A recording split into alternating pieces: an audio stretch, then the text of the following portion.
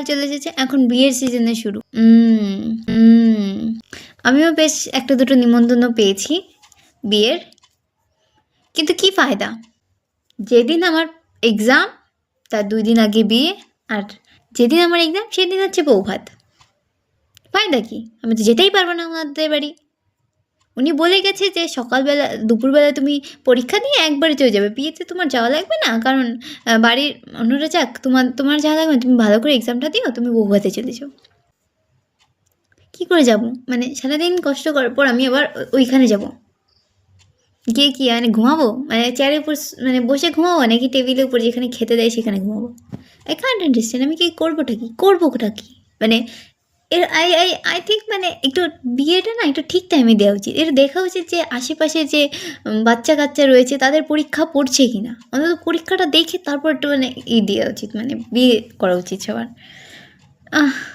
কিন্তু দুর্ভাগ্যটা হচ্ছে আমি ক্লাস 12 অবধি আমি জাস্ট 2টো বা 3টে বিয়ে অ্যাটেন্ড করেছি এই সারা জীবনে, এত 18টা বছরের মধ্যে। এবার ভেবেছি একটা বিয়ে অ্যাটেন্ড করব, তাতেও এই ঝামেলা, তাতেও একটা এক্সাম। কী ভেবেছি শীতকাল চলেছে, এখন যদি আমি শীতের জন্য নিঃশ্বাস না নিতে পেরে যদি আমি মরেও যাই, তাও আমার জন্য শীতকাল। মানে আমি কখনো গরমকে সাপোর্ট করবোই না, মানে আমি একদম শীতকালকে আন্ধা ভালোবাসি। মানে এত ভালোবাসা মানে আমি কাউকে করিনি। আমি 2-3 বার আমার মারও বিরুদ্ধে চলে গেছি, কিন্তু আমি শীতকালের বিরুদ্ধে কখনো যাই না। আমাকে যে কেউ জিজ্ঞেস তুমি শীতকে তোমার কোন সিজন ভালো লাগে, I always tell him I prefer winter. বেশি ভালো লাগে আমার উইন্টার, মানে আমার শীতকাল ভালো লাগে। এবার যদি আমি নিঃশ্বাস না নিতে পেরে যদি আমি মরেও যাই, তাও আমি বলবো আমার শীতকালই ফেভারিট, শীতকালই আমার প্রিয়। জানি এই টাইমে আমার মানে প্রতিদিন ফুলকপির তরকারি, ফুলকপির ঘ্যাট, ফুলকপি ভাজি, বাঁধাকপির ঘন্ট, বাঁধাকপির তরকারি, বাঁধাকপি ভাজি। বাঁধাকপির তরকারি তো আমি এখন খাইনি, এইগুলো আমাদের বাড়ি প্রতিদিন হবে। কিন্তু তবু শীতকাল ইজ মাই ফেভারিট। এখন আমার গা ফাটবে, মুখ ফাটবে, মুখে যদি কিছু না লাগাই তাহলে আমার মানে মুখে অবস্থা খারাপ হয়ে যাবে। এমনিতেও মানে ভালো নেই, আরও খারাপ হয়ে যাবে। এত প্রবলেমের পরেও আমি এত অন্ধা ভালোবাসি শীতকালকে যে আমি ওর বিরুদ্ধে কখনো যাবই না। যখনই কেউ আমাকে বলবে আমি একই অ্যান্সার, শীতকাল ইজ মাই फेवरेट सीजन।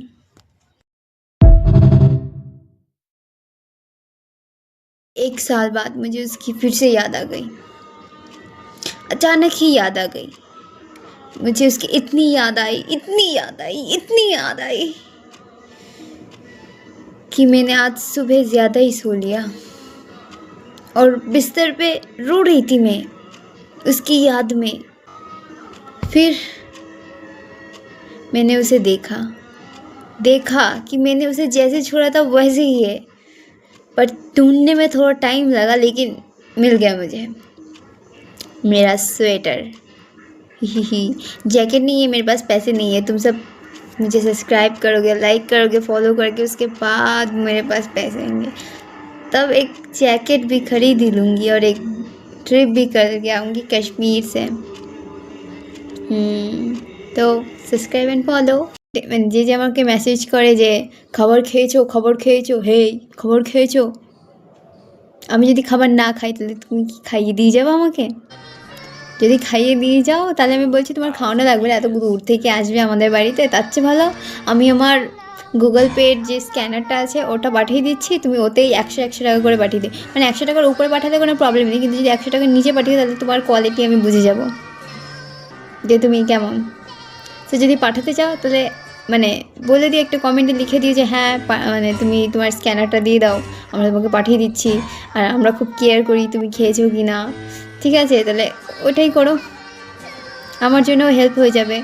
মানে আমিও তারপরে তোমাদের অ্যান্সার দিয়ে দেবো, হ্যাঁ থ্যাংক ইউ সো মাচ, তোমাদের জন্য আমার খাবার জুটে গেছে, মানে আমি খেয়ে নিয়েছি খাবার, আমি আমার মাকে টাকা দিয়ে দিয়েছি, ওই টাকাটা দিয়ে তারপরে আমি আমার খাবার কিনেছি। Okay, thank you so much. So please কমেন্টে জানিও যে তোমাদের স্ক্যানার লাগবে কি না, আমি পাঠিয়ে দেবো, তোমরা ওদের টাকা পাঠিয়ে দিয়ে দিও। বাড়িতে যেহেতু আমি আর আমার মাসির ছেলে সবচেয়ে ছোটো, তাই জন্য আমার মামা আমাকে আর ওকে 500 টাকা করে আলাদা করে দিয়েছে।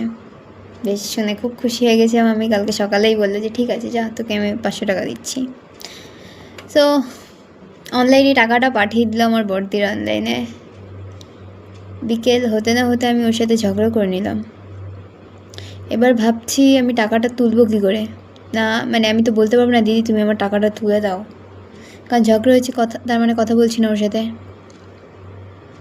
সো স্যাডনেস, মানে এত দুঃখ আমি রাখবো কোথায়? আমার সাথেই যে কেন এরকম হয় আই কান্ট আন্ডারস্ট্যান্ড। মানে